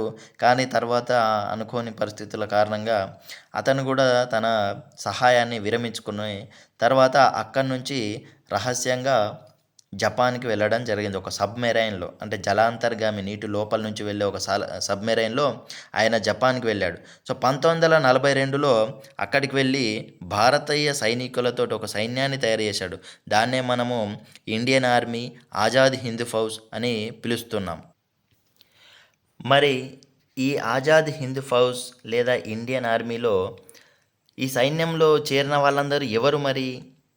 అంటే సుభాష్ చంద్రబోస్ గారు చాలా తెలివిగా ఒక పని చేశారు. ఏంటంటే, ఎవరైతే భారతీయ సైనికులు వేరే దేశాలతో పోరాడుతూ వేరే దేశాలకు యుద్ధ ఖైదీలుగా దొరికి ఉంటారో ఆ దేశాలకు వెళ్ళి ఆ దేశాల ప్రభుత్వాలను ఒప్పించి యుద్ధ ఖైదీలుగా ఉన్న వాళ్ళని మీరేం చేసుకుంటారు, నాకు ఇవ్వండి, మా భారతదేశ స్వాతంత్రం కోసం మేము పోరాడుకుంటాం, వీళ్ళందరితో కలిసి ఒక సైన్యాన్ని ఏర్పాటు చేసుకుంటామని చెప్పేసి అన్ని దేశాలు తిరుగుతూ అన్ని దేశాలను యుద్ధ ఖైదీలను విడిపించుకొని తన సైన్యంలో కలుపుకొని ఒక పెద్ద సైన్యాన్ని తయారు చేసుకోవడం మొదలుపెట్టాడు. సో భారత జాతీయ సైన్యం అని దానికి పేరు పెట్టి తన సైన్యంలోకి వీళ్ళందరినీ తీసుకున్నాడు. మహిళలతో కూడా మహిళా రెజిమెంటు ఝాన్సీ పేరు పెట్టి సో మహిళా రెజిమెంట్ని కూడా ఏర్పాటు చేసిన దానికి లక్ష్మీ సెహగల్ గారిని కూడా లీడర్గా నియమించడం జరిగింది. అలాగే బోస్ గారు ఏ విధమైన ఆలోచనతో ఉన్నారో గాంధీజీ గారు దాంతో ఏకీభవించలేదు. జపాన్ వాళ్ళు భారతదేశానికి స్వాతంత్రం ఇవ్వలేరని ఆయన భావించాడు. కానీ సుభాష్ చంద్రబోసు తాను అనుకున్న మార్గంలో ముందుకు వెళ్ళాడు. జపాన్ సైన్యంతో కలిసి బ్రిటిష్ వాళ్ళకు వ్యతిరేకంగా 3 సంవత్సరాలు యుద్ధం చేయడం జరిగింది. సో ఆ టైం అనేది చాలా క్లిష్టమైన సమయం. ఎందుకంటే అక్కడ ఎవరు ఎటువైపు ఉన్నారో, ఎవరు ఎటువైపు యుద్ధం చేస్తున్నారో అంటే రెండవ ప్రపంచ యుద్ధంలో అసలు ఎవరు గెలుస్తారు? ఎవరు ఓడిపోతారు? ఎవరు గెలిస్తే భారతదేశానికి ఎటువంటి పర్యవసానాలు ఉంటాయనేది ఖచ్చితంగా చెప్పలేని పరిస్థితి. ఇక్కడ ఒక దశలో మిత్రపక్షాలన్నీ యుద్ధంలో ఓడిపోతాయనిపించింది. ఎందుకంటే జర్మనీ, జపాన్, ఇటలీ అనేవి చాలా శక్తివంతంగా కనిపించాయి. వాళ్ళ అధ్యక్షులు కూడా చాలా క్రూరమైన వాళ్ళు, నియంతలుగా కానీ రష్యాలో స్టాలిన్‌గ్రాడ్‌లో ఈ హిట్లర్ యొక్క సైన్యాలను రష్యా దేశం ఓడించేసరికి మిత్రకూటమి యొక్క పట్టు మళ్ళీ రెండవ ప్రపంచ యుద్ధంలో పట్టు సాధించడం జరిగింది. సో, జాతీయ సైన్యము బ్రిటిష్ వాళ్ళ చేతుల్లో ఓటమి పాలైంది. అంటే అర్థం ఏంటిది? జర్మనీ, జపాన్, ఇటలీ అనే సామ్రాజ్యవాద దేశాలు అంటే ఇక్కడ ప్రపంచంలో ఉన్న వాళ్ళందరికీ అలాగే భారత ప్రజలకు కూడా వీళ్ళు చెడ్డవాళ్ళుగానే తెలుసు. ఎందుకంటే జర్మనీ, జపాన్, ఇటలీ వాళ్ళు వేరే దేశాలను ఆక్రమించుకుందామని చూస్తున్నాయి. సో, వాళ్ళు చెడ్డవాళ్ళు. కానీ సుభాష్ చంద్రబోస్ వాళ్ళతోనే కలిసాడు. అంటే ఇక్కడ సుభాష్ చంద్రబోస్ ఆయన థీమ్ వేరే. ఆయన యొక్క ఆలోచన వేరే. కానీ ఆయన సిద్ధాంతం అనేది బ్రిటిష్ వాళ్ళ చేతుల్లో ఓటమి పాలైపోయింది. అంటే ఎందుకంటే ఇక్కడ జర్మనీ, జపాన్, ఇటలీ వాళ్ళు ఓడిపోయారంటే సుభాష్ చంద్రబోస్ కూడా ఓడిపోయినట్టే. ఎందుకంటే వాళ్ళతో పాటు కలిసి పనిచేస్తున్నాడు కాబట్టి. సో, ఆ తర్వాత ఘటనల్లో బోస్ గారు చనిపోయారో, మాయమయ్యారో తెలీదు. విమాన ప్రమాదంలో మనకు కనబడకుండా వెళ్లారనేది మాత్రమే మనకు తెలుసు. సో, అప్పుడు 1944 జూన్‌లో యుద్ధం అనేది ఒక ముగింపు దశకు వచ్చింది. బ్రిటిష్ ప్రభుత్వం గాంధీజీని చెరసాల నుంచి విడుదల చేసింది. భారతదేశ స్వాతంత్రం గురించి మరొకసారి చర్చలు చేయడానికి ప్రారంభమైంది. ఇక్కడ 1946 నుంచి 48 మధ్యలో ఏం జరిగింది అసలు? ఈ 1946లో బ్రిటిష్ వాళ్ళు భారత జాతీయ సైన్యంలో చంద్రబోస్ గారు స్టార్ట్ చేసిన దాంట్లో పనిచేసిన వాళ్ళందరినీ కూడా విద్రోహులుగా, ఉగ్రవాదులుగా భావించి వాళ్ళకు శిక్షించాలి, వాళ్ళకు ఉరిశిక్ష విధించాలి అని చెప్పేసి భావించడం జరిగింది. కానీ వీళ్ళ తరపున చాలామంది మన జవహర్లాల్ నెహ్రూ కానీ, సర్దార్ వల్లభాయ్ పటేల్ కానీ, రాజేంద్ర ప్రసాద్ లాంటి వాళ్ళు కానీ పెద్ద పెద్ద లాయర్లందరూ కూడా వాదించి వాళ్ళ యొక్క ఉరిశిక్షలను రద్దు చేయించారు. ఎందుకంటే ప్రజల్లో కూడా సానుభూతి ఎక్కువగా ఉంది వాళ్ళకు. ప్రజల నుంచి కూడా సపోర్ట్ అందింది. సో, ఇటువంటి పరిస్థితుల్లో యుద్ధం ముగిసిన తర్వాత మనకు ఆహార ధాన్యాల కొరత, ఆహారం ధరలు పెరగడం, అక్రమ నిల్వలు, అలాగే బ్లాక్ మార్కెట్ ఇటువంటి తీవ్రమైన అశాంతి అనేది ఉండే. తక్కువ వేతనాలు ఇటువంటి వాటి వల్ల ఉద్యోగులు కూడా అఖిల భారత సమ్మె చేపట్టాలనే ఆలోచనలతో ఉండే. 1946లో రాయల్ నేవీ దళం కూడా భారత సైనికులు ఆహారంలో మరియు జీతాల్లో కూడా తక్కువ స్థాయిని పొందుతున్నారు. బ్రిటిష్ వాళ్ళ అధికారులకు, సైనికులకు లభించినన్ని సౌకర్యాలు కానీ, జీతాలు కానీ లభించడం లేదని వాళ్ళు కూడా నిరసనగా 3 రంగుల జెండాను, నెలవంక ఉన్న జెండాను, కత్తి సుత్తి ఉన్న జెండాలను కలిపి నౌకలపైన ఎగిరేయడం జరిగింది. సో, వీళ్ళకి ఎంఎస్ ఖాన్ అనే అతను నాయకుడిగా కేంద్ర సమ్మె సంఘం అనేది ఏర్పాటు చేసుకొని వాళ్ళు తమ సమ్మెను కొనసాగించడం జరిగింది. సో, దీంట్లో 78 ఓడలు, 20 తీర ప్రాంత కార్యాలయాలు, 20,000 మంది సైనికులు పాల్గొన్నారు. వీరితో పాటుగా చాలామంది యువకులు వివిధ ప్రాంతాల్లో ఉన్న తీర ప్రాంతాల్లో ఉండే చాలామంది నేవీ మరియు అలాగే సపోర్టర్స్ అందరూ కూడా ఎదురు తిరగడం జరిగింది. సో, 3,00,000 మంది మిల్లు కార్మికులు కూడా ఫిబ్రవరి 22న వీళ్ళందరూ కూడా పనిని వదిలిపెట్టి 2 రోజుల పాటు సైనికులతోటి ఘర్షణలకు పాల్పడ్డారు. 1946లో కర్మాగారాల్లో అన్నీ కూడా సమ్మెలు చేయడం జరిగింది. భారత కమ్యూనిస్ట్ పార్టీ, సోషలిస్ట్ పార్టీ కూడా ఇందులో చురుగ్గా పాల్గొన్నాయి. ఈ విధంగా బెంగాల్లో పెద్ద పెద్ద భూస్వాముల నుంచి భూమిని సాగు తీసుకున్న చిన్న చిన్న పేద రైతులు కూడా ఆందోళన చేసి వాళ్ళని వెళ్ళగొట్టడం కానీ, లేకపోతే వారి నుంచి తమకు రావాల్సిన వాటాలు అంటే పండిన పంటలో ఎక్కువ భాగము ఆ జమీందారులు, భూస్వాములే తీసుకునేవాళ్ళు. తక్కువ భాగం వీళ్ళకి ఇచ్చేవారు. కానీ 3/2 మాకే ఇవ్వాలని చెప్పేసి వాళ్ళు కోరడం జరిగింది. దీనిని తెబాగా ఉద్యమం అంట. బాగా అంటే మన వంతు అని మనకు తెలుసు. సో, ఈ తెబాగా ఉద్యమం అనేది ఇక్కడ బెంగాల్లో జరిగింది. ఈ బెంగాల్లో దీనికి రాష్ట్ర కిసాన్ సభ నేతృత్వం వహించింది. అంటే ఇక్కడ మన భారతదేశంలో స్వాతంత్ర ఉద్యమంతో పాటుగా ఇక్కడ సామాజిక ఉద్యమాలు కూడా స్వాతంత్ర ఉద్యమంలోనే కలిసి వారి యొక్క ఆకాంక్షలను, వారి యొక్క అన్యాయాలను వాళ్ళు తిప్పికొట్టడం జరిగిందన్నట్టు. సో, ఇక్కడ తెబాగా ఉద్యమం అనేది భూస్వాములకు వ్యతిరేకంగా జరిగింది. ఇది స్వాతంత్ర ఉద్యమంలో భాగంగానే ఇందులో కలిసిపోయే జరిగిందన్నట్టు. సో, ఈ విధంగా సామాజిక ఉద్యమాలు కూడా ఆనాడు నడుస్తా ఉన్నాయి.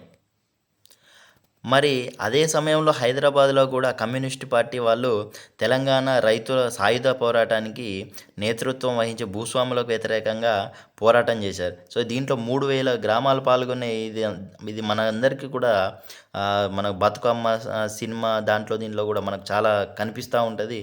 తెలంగాణ సాయుధ రైతాంగ పోరాటం గురించి మనం చాలా కథలు వింటాం. చాలా హిస్టరీలో కూడా దీనికి ప్రత్యేకమైన స్థానం ఉన్నది. సో, ఈ ఈ విధంగా తెలంగాణలో కూడా సిపిఐ భారత కమ్యూనిస్ట్ పార్టీ ఆధ్వర్యంలో భూస్వాములకు, జమీందారులకు వ్యతిరేకంగా ఉద్యమం అనేది జరిగింది. అలాగే ట్రావెన్కోర్‌లో కూడా ఇటువంటిదే పున్నప్రావయాలాల్ ప్రాంతంలో జరిగింది. ముస్లిం లీగు మరియు కాంగ్రెస్ అధికారం బదిలీకి సంప్రదింపులు. అంటే ఇక్కడ భారతదేశానికి స్వాతంత్రం ఇవ్వడానికి బ్రిటిషు ప్రభుత్వం ఒప్పుకున్నది. 1945లో రాజకీయ సంప్రదింపులు తిరిగి ప్రారంభమైనప్పుడు పూర్తి స్వాతంత్రం ఇవ్వడానికి వైస్రాయ్, అలాగే సైనిక దళాల కమాండర్ ఇన్ చీఫ్ మినహా కేంద్ర కార్యనిర్వాహక వర్గాన్ని పూర్తిగా భారతీయులతోనే ఏర్పరచాలి అని చెప్పేసి బ్రిటన్ సిద్ధమైంది. ఇక్కడ ఈ కార్యనిర్వాహక వర్గంలో ముస్లిం సభ్యులను ఎంపిక చేయడానికి ముస్లిం లీగ్‌కి సంపూర్ణ అధికారం ఉండాలని జిన్నా పట్టుబట్టిండు. ఇక్కడ చూడండి, పూర్తిగా ముస్లిం లీగ్‌కే సంపూర్ణ అధికారం ఉండాలని చెప్పేసి జిన్నా పట్టుబట్టిండు. దీనివల్ల ఏమైంది, కొంతమంది అబ్జెక్షన్ చెప్పిళ్ళు, అలాగే కొంతమంది సపోర్ట్ చేశారు. ముస్లింలలో చాలామంది కాంగ్రెస్‌కే సపోర్ట్ చేసిండ్రు. పంజాబ్‌లో యూనియనిస్ట్ పార్టీలో పలువురు ముస్లింలు ఉన్నారు. ఈ 2 పార్టీలు కూడా ముస్లిం లీగ్ కోరికను సమర్థించలేదు. సో, ఈ సమయంలో కాంగ్రెస్ పార్టీకి అధ్యక్షుడిగా ఉన్న మౌలానా ఆజాద్ గారు దాని ప్రతినిధి బృందానికి నేతృత్వాన్ని వహించాడు కాంగ్రెస్ పార్టీకి. సో, ఇక్కడ ముస్లిం లీగ్ యొక్క మహమ్మద్ అలీ జిన్నా యొక్క కోరికలు, ఆయన చెప్పిన కోరికలన్నీ ఒప్పుకోకపోవడం వల్ల ఇది విఫలమైపోయింది. 1946లో రాష్ట్ర ప్రభుత్వాలకు ఎన్నికలు జరిగాయని చెప్పాం కదా.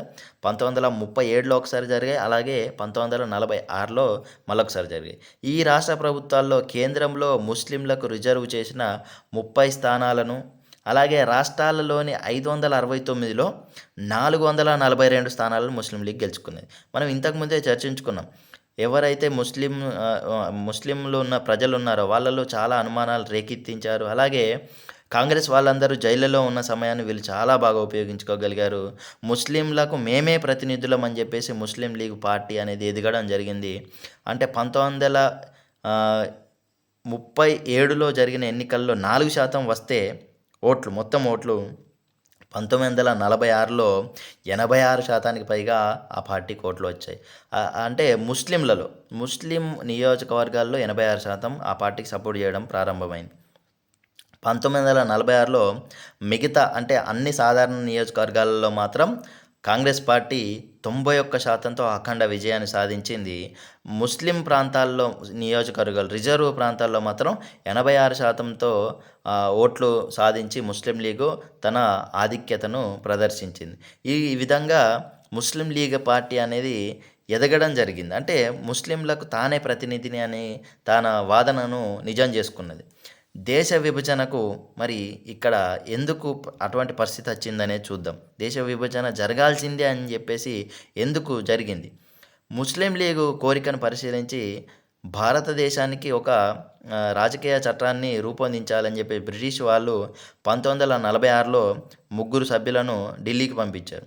ఈ క్యాబినెట్ మిషన్లో పెతి క్లారెన్స్, అలెగ్జాండరు వీళ్ళందరూ వచ్చారు. అలాగే దేశాన్ని విభజించకుండా 3 అంచెల సమైక్యను ప్రతిపాదించి వాళ్ళు వెళ్ళిపోయారు. మొదట్లో అన్ని ప్రధాన పార్టీలు కూడా దీనికి ప్రణాళికను అంగీకరించినాయి. అయితే ఈ ప్రణాళికను కాంగ్రెస్ వాళ్ళు ఒక రకంగా అర్థం చేసుకున్నారు. అలాగే ముస్లిం వాళ్ళు ఒక రకంగా అర్థం చేసుకున్నారు.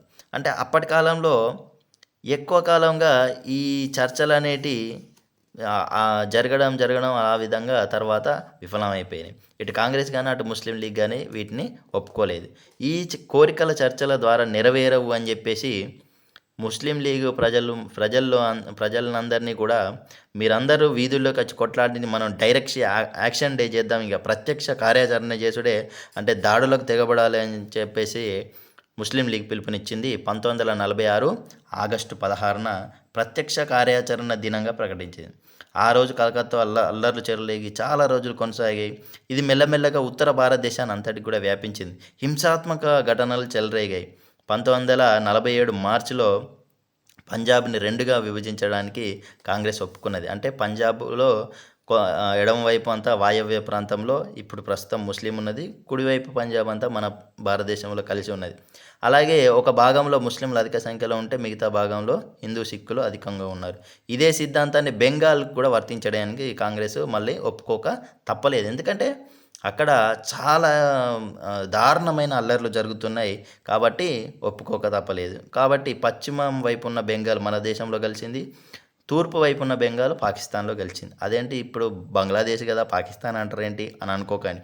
సో ఒకప్పుడు పాకిస్తాన్ ఏర్పడినప్పుడు బంగ్లాదేశ్ అంటే ఇక్కడ మనకు కుడివైపునున్న బంగ్లాదేశ్, అలాగే ఎడమ వైపునున్న వాయవ్య ప్రాంతంలో ఉన్న పాకిస్తాన్ రెండూ కూడా కలిపే పాకిస్తాన్గా భావించేవాళ్ళు. సో ఈ విధంగా 1947 ఫిబ్రవరిలో లార్డ్ వేవెల్ స్థానంలో మౌంట్ బాటన్ అనే అతను ఇక్కడ వైస్రాయిగా వచ్చాడు. ముందుగా మౌంట్ బాటన్ చర్చలు చేశాడు, కానీ అవి సఫలం కాలేదు. భారతదేశానికి స్వాతంత్రం ఇస్తామని ప్రకటించాడు, ఒకటే దేశంగా ఉంచుదామని ఆయన చర్చలు చేశాడు. కానీ మహమ్మద్ అలీ జిన్నా వేటికి ఒప్పుకోకపోవడంతో భారతదేశాన్ని రెండు ప్రాంతాలుగా ఇక విభజించాల్సిందే అని చెప్పేసి ఆయన ప్రకటించడం జరిగింది. ముస్లింలు అధిక సంఖ్యలో ఉన్న పంజాబ్ ప్రాంతం, అలాగే బెలూచిస్తాన్, తూర్పు బెంగాల్ కొన్ని అవన్నీ కలిసి పాకిస్తాన్లో భాగంగా ఉంటాయి. 1947 ఆగస్టు 14న పాకిస్తాన్ దేశానికి, అలాగే ఆగస్టు 15వ తేదీన భారతదేశానికి అధికారాన్ని బదిలీ చేస్తామని చెప్పేసి ఆయన చెప్పడం జరిగింది. మరి ఈ దేశ విభజన వల్ల జరిగిన పరిణామం ఎట్లా ఉంటుందంటే, ముస్లిం వాళ్ళు మత పాకిస్తాన్ ఏర్పాటు కావడంతో చాలామంది ప్రజలకు ముందు ఊహించకూడనటువంటి బాధాకరమైన పరిస్థితి ఎదురైంది. ఎందుకంటే అప్పటి పాకిస్తాన్లో చాలామంది హిందువులు అక్కడే ఇల్లు కట్టుకున్నారు, చాలామంది తమ భూములు కొనుక్కున్నారు, అలాగే వ్యాపారాలు చేస్తున్నారు. ఈ మన భారతదేశంలో కూడా చాలామంది ముస్లింలు ఉన్నారు, వాళ్ళందరూ కూడా ఇల్లులు కట్టుకున్నారు, వాళ్ళ భూములు ఉన్నాయి, వాళ్ళ పంటలు ఉన్నాయి, వాళ్ళ ఆస్తులు ఉన్నాయి. ఇవన్నిటిని కూడా వదిలిపెట్టి కొత్తగా ఒక సరిహద్దు రేఖ గీశారు.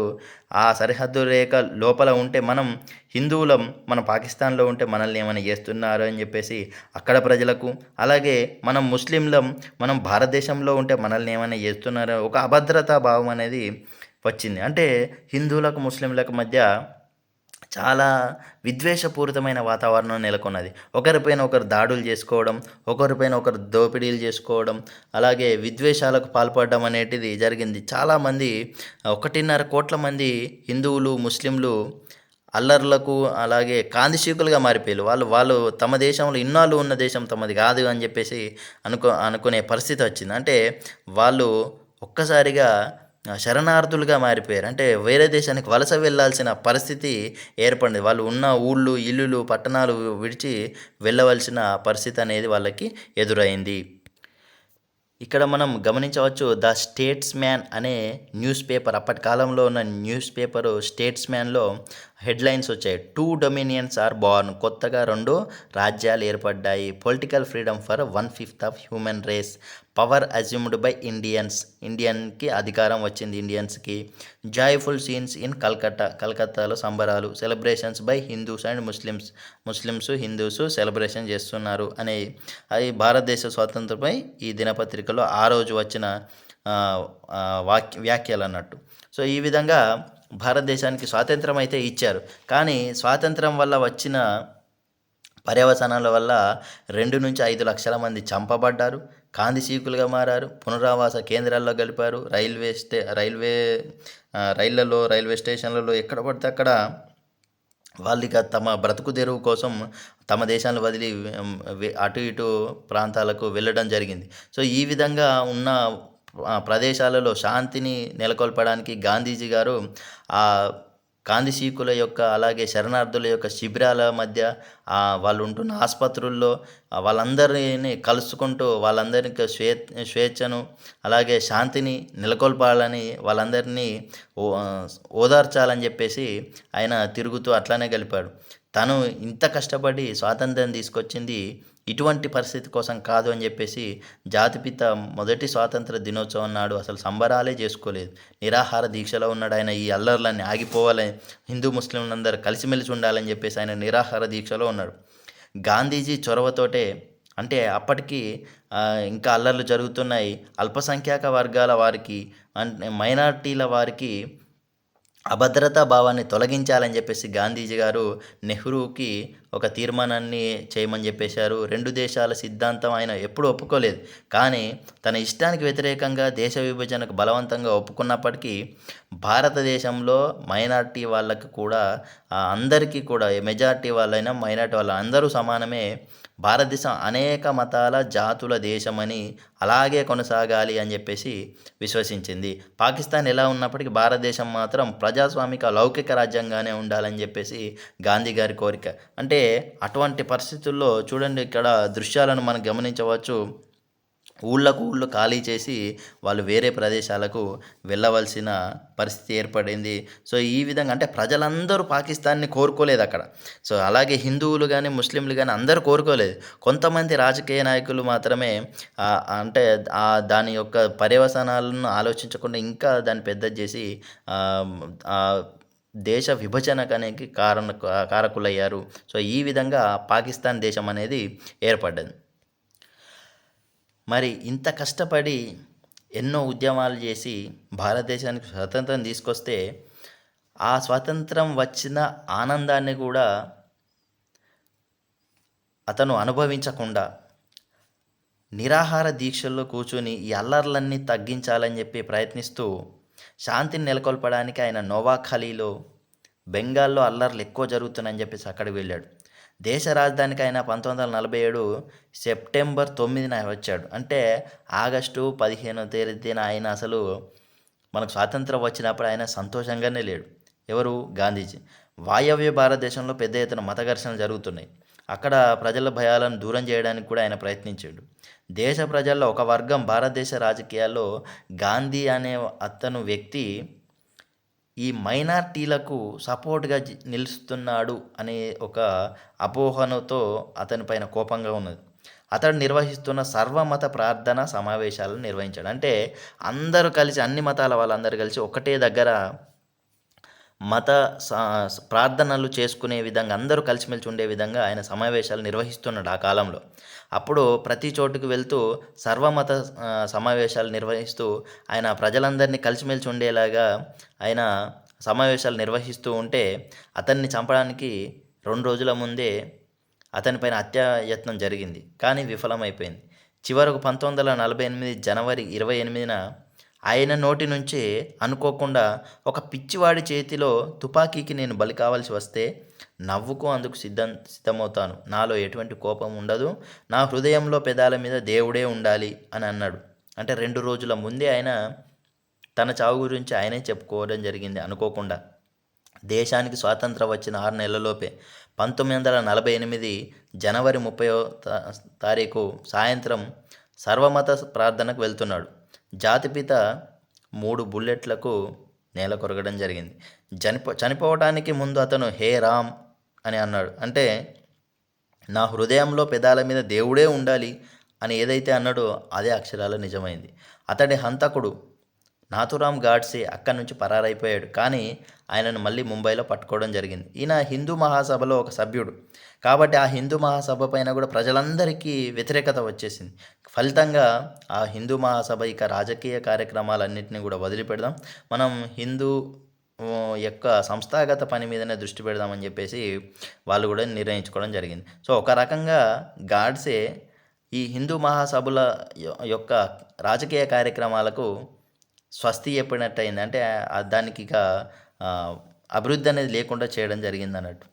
ఈ సంస్థానాలను విలీనం బాధ్యత. సో భారతదేశంలో ఒక స్వాతంత్ర ఉద్యమం ఒక్కతాటిపైకి వచ్చి సామాన్య ప్రజలందరూ కూడా ఉద్యమంలో పాల్గొన్నారంటే దానికి కారణం గాంధీజీ గారు. సో మనకు ఎంతోమంది కృషి వల్లనే భారతదేశానికి స్వాతంత్రం వచ్చింది. దాంట్లో చాలామంది ఒక్కొక్కరిది ఒక్కొక్క పంథాలో ఒక్కొక్క విధానంలో వెళ్ళడం జరిగింది. భారతదేశానికి స్వాతంత్రం రావడంలో చాలామంది తమ ప్రాణాలను, తమ ధనాన్ని, చాలా రకాల తమ వ్యక్తిగత జీవితాలను గూడా వదిలేసి ఎన్నో త్యాగాలు చేయడం జరిగింది. కానీ ఇప్పుడు ప్రస్తుతం మన యువకులు గాని, తర్వాత ఇప్పుడు ప్రస్తుతం ఉన్న సమాజంలో చాలామంది కూడా అప్పటి కాలంలో ఉన్న ఒకరికి సపోర్ట్ చేస్తూ మరొకరిని విమర్శిస్తున్నారు. మనకంత సీన్ లేదండి. మనము భారతదేశానికి స్వాతంత్రం కోసం పోరాడిన వాళ్ళం గాదు. దానికి మద్దతు తెలిపిన వాళ్ళము గాదు. మనం దానికి అసలు ఇసుమంతా గూడా మనము ఎటువంటి ప్రయత్నం చేసిన వాళ్ళం గూడా గాదు. సో, అంత గొప్ప నాయకుల గురించి మనము వ్యతిరేకంగా పెట్టడం అనేది చాలా తప్పు. అంటే ఆహ్, భగత్ సింగ్‌కి సపోర్ట్ చేసో, లేకపోతే సుభాష్ చంద్రబోస్ గాంధీ గారికి వ్యతిరేకంగా పెట్టడం, లేదా గాంధీ గారికి సపోర్ట్ చేస్తూనే సుభాష్ చంద్రబోస్‌కి వ్యతిరేకంగా పెట్టడం. భిన్న అభిప్రాయాలనేటియి ఏ కాలంలోనైనా ఉంటాయండి అవి. సో, భిన్న అభిప్రాయాల చేత మనము ఒకరు తప్పు, ఒకరు రైట్ అని కాదండి. సో, వాళ్ళిద్దరే ఒకటే కాజ్ కోసం పనిచేశారు. వాళ్ళే కలిసే ఉన్నారు. వాళ్ళ తమ సిద్ధాంతాల ప్రకారంగా వేరైనా గూడా వారి లక్ష్యం మాత్రం ఒకటే. భారతదేశానికి స్వాతంత్రం తీసుకురావడం. వాళ్ళు చాలా సందర్భాలలో మా సిద్ధాంతాలు వేరైనా గూడా మేమందరం ఒకటే అని వాళ్ళే చెప్పుకోవడం జరిగింది. కానీ మనమే పిచ్చోల్లాగా చాలామంది ఇప్పుడు వాట్సాప్ స్టేటస్‌లో పెడితే నాకు మంచిగా అనిపిస్తలే. అందుకే చెప్తున్నది. సో, ఇక్కడ సంస్థానాల విలీనం. బ్రిటిష్ వాళ్ళు మనకెప్పుడైతే స్వాతంత్రం ఇస్తామని చెప్పారో ఆ ఆ టైంకి 550 సంస్థానాలు ఉండేది. అంటే కొంతమంది రాజుల్లాగా పరిపాలించేవాళ్ళన్నట్టు. కొంతమంది జమీందారుల్లాగా, కొంతమంది రాజుల్లాగా కొన్ని సంస్థానాలు, కొంత ప్రాంతాలనేటివి పరిపాలించేవాళ్ళు. సో, వీళ్ళకి మీరు స్వతంత్రంగానే ఉంటారా? లేదా పాకిస్తాన్‌లో కలుస్తారా? లేదా ఇండియాలో కలుస్తారా? భారతదేశంలో కలుస్తారా? అనేది వాళ్ళకి ఆప్షన్ ఇచ్చిండు. సో, చాలా మటుకు 1947 ఆగస్టు 15 వచ్చేలోపే ఈ ప్రక్రియ అనేది స్టార్ట్ అయింది. వాళ్ళని అడగడం స్టార్ట్ అయింది. సో, ఇక్కడ అన్ని రాజ్యాలన్నీ గూడా భారతదేశంలో కలవడానికి ఒప్పుకున్నాయి. సో, ఈ విధంగా భారతదేశంలో విలీనమైపోయిన తర్వాత 1947లోనే ఈ జూలైలో ఈ బాధ్యత ఎవరు తీసుకున్నారంటే సర్దార్ పటేల్‌కి అప్పగించండి. మరి సర్దార్ పటేల్ మనకు తెలుసు ఐరన్ మ్యాన్, ఉక్కు మనిషి. భారతదేశంలో ఈ విలీనం బాధ్యతను తీసుకుంటూ ఊకుంటాడా ఇగ? ఒక్కొక్కడికి గూడా చెప్పిండు. పిలిచి మాట్లాడిండు. చర్చలు చేసిండు. మీ అంతట మీరు వచ్చి భారతదేశంలో కలిస్తే ఓకే. లేకపోతే మా సైన్యంతో వచ్చి ఆ పని చేయాల్సి ఉంటదని చెప్పేసిండు. భారతదేశ సైన్యానికి ఒక చిన్న సంస్థానం యొక్క సైన్యానికి ఎంత తేడా ఉంటదో మనందరికీ తెలుసు. కాబట్టి అంత పెద్ద సైన్యం వస్తే ఏ సంస్థానం కూడా తట్టుకోలేదని చెప్పేసి అందరూ కూడా భారతదేశంలో కలవడానికి ఒప్పుకున్నారు. 1947 ఆగస్టు 15 నాటికి ఒక 3 సంస్థానాలు మాత్రం స్వతంత్రంగా ఉన్నాయి. అవి కాశ్మీర్, హైదరాబాద్, జునాగఢ్. ఇక్కడ ఈ జునాగఢ్‌లో మనకు అక్కడ ప్రజలందరి యొక్క ఒపీనియన్ అడగడం జరిగింది. వాళ్ళందరూ కూడా భారతదేశానికి అనుకూలంగా తీర్పు ఇచ్చేసరికి జునాగఢ్ కలిపేశారు. అలాగే కాశ్మీర్‌ను ఆక్రమించుకోవడానికి పాకిస్తాన్ ట్రై చేసింది. అప్పుడు అక్కడ ఉన్న రాజుగారు మనతోటి భారతదేశం నెహ్రూ గారితోటి ఒప్పందం కుదుర్చుకున్నాడు. కాశ్మీర్‌కు స్వతంత్ర ప్రతిపత్తి ఇచ్చి మన భారతదేశంలో కలిపేశాడు. సో, ఇక హైదరాబాదును ఇక స్వతంత్రంగా ఉందాం, లేకపోతే పాకిస్తాన్‌లో కలిపేసుకుందాం అని చెప్పేసి నిజాం ప్రభు అనుకుంటే దాన్ని ఆపరేషన్ పోలో చేపట్టి మన సర్దార్ వల్లభాయ్ పటేల్ గారు హైదరాబాద్‌ని భారతదేశంలో విలీనం చేయడం జరిగింది. సో, ఈ విధంగా 2 సంవత్సరాల లోపు ఈ 3 సంస్థానాలు కూడా భారతదేశంలో విలీనం అయ్యేటట్టు చేసిండు. సో, ఈ విధంగా ఒకవేళ అప్పటికప్పుడు రాజ కుటుంబాల్లాగా బతికిన వాళ్ళకి మరి సడన్‌గా వాళ్ళందరి పదవులన్నీ తీసేస్తే బాగుండదని చెప్పేసి వాళ్ళకి కూడా పెన్షన్ అనేది ఇవ్వడం జరిగింది. రాజాభరణం. సో, ఈ భరణం అనేది పెన్షన్ అన్నట్టు. సో, ఈ పెన్షన్లు ఇవ్వడం జరిగింది. భారతదేశంలో కొత్త రాష్ట్రాలను ఏర్పరుస్తూ 1956 వరకు కూడా చాలా కొత్త రాష్ట్రాలు ఏర్పడ్డాయి. ఈ 1971లో భారత ప్రభుత్వం ఈ భరణాలన్నిటిని కూడా రద్దు చేసేసింది. కుటుంబాలకు ఇచ్చిన బిరుదులు కూడా రాజు అనే ఇంకేదేదో రాజాధిరాజు, రాజా విక్రమార్క అన్నట్టు ఉంటాయి కదా బిరుదులు. సో, అవన్నీ కూడా తీసి పడేసింది. 1947లో ఒక అతి పేద దేశంగా ఉండేది మన దేశం. ఎందుకంటే చాలా రకాలుగా మన భారతదేశాన్ని బ్రిటిష్ వాళ్ళు 200 సంవత్సరాలు దాదాపుగా వాళ్ళందరూ దోచుకోవడం జరిగింది. మన భారతదేశంలో ఎనలేని సంపద ఉండేది. ఎన్నో వనరులు ఉండేది. ఎంతో గొప్ప వజ్ర వైడూర్యాలతో తొలితూగే గొప్ప గొప్ప రాజులు ఉండేవాళ్ళు. సో, ఈ భారతదేశ ప్రజలు కూడా చాలా ముందు ఉండి ఎన్నో రకాలుగా అభివృద్ధి చెంది ఉండేది ఒకప్పటి కాలం. ఎందుకంటే 1500 సంవత్సరాల క్రితం తవ్విన తవ్వకాల్లోనే మనకు తెలుస్తోంది సింధు నాగరికతలో బయటపడిన వాళ్ళ టెక్నాలజీ ఎంత ఉండేదని. సో, అటువంటి భారతదేశాన్ని వీళ్ళు 200 సంవత్సరాల్లో పూర్తిగా మొత్తం దోచుకొని మనల్ని పీల్చి పిప్పి చేసేయడం జరిగింది. సో, ఇటువంటి భారతదేశాన్ని 1947లో ఆగస్టు 15వ తారీఖున స్వాతంత్రం వస్తే, ఆ స్వతంత్రాన్ని తీసుకొని కాంగ్రెస్ పార్టీ నిలబడి ఇప్పుడు ఈ స్థితికి తీసుకొచ్చింది. అంటే అతిపేద దేశంగా ఉన్న దేశాన్ని చాలా కట్టడాలతోటి, చాలా పరిశ్రమలతోటి, వ్యవసాయాన్ని అభివృద్ధి చేస్తూ, ఎన్నో రకాల మౌలిక సౌకర్యాలు కల్పిస్తూ కాంగ్రెస్ పార్టీ ఈ విధంగా తీసుకొచ్చింది. మనతో పాటు స్వాతంత్రం తీసుకున్న పాకిస్తాన్ వాళ్ళు ఇప్పుడు ఏ స్టేజ్‌లో ఉన్నారు? మనం ఏ స్టేజ్‌లో ఉన్నాం అనేది చూసుకుంటే, కాంగ్రెస్ పార్టీ మన భారతదేశ స్వాతంత్రం కోసం ఎంత పోరాటం చేసిందనేది మనకు అర్థమైతుంది. సో, చలో దోస్తు, ఇది మన ఈరోజు భారతదేశ విభజన, అలాగే భారతదేశ స్వాతంత్ర పోరాటంలో భూమిక పోషించిన ముఖ్యమైన సంఘటనలు, అలాగే భారతదేశ స్వాతంత్రం చివరి అంకం ఏ విధంగా కొనసాగింది, భారతదేశ విభజన తర్వాత ఎటువంటి పరిణామాలు జరిగాయనేది చూసుకున్నాం. సో, ఇది ఈరోజు క్లాస్. ఇంకా ఎవరికైనా మన క్లాసెస్ నచ్చినట్టయితే మీ ఫ్రెండ్స్‌కి కూడా షేర్ చేయండి. మన ఎంఎస్ క్రిష్ అకాడమీని సపోర్ట్ చేయండి, లైక్ చేయండి, షేర్ చేయండి, కామెంట్ చేయండి. మీ అమూల్యమైన సలహాలను మాకు పంపించండి. మేము ఇంకా మెరుగుపరుచుకోవడానికి ట్రై చేస్తాం. జై హింద్.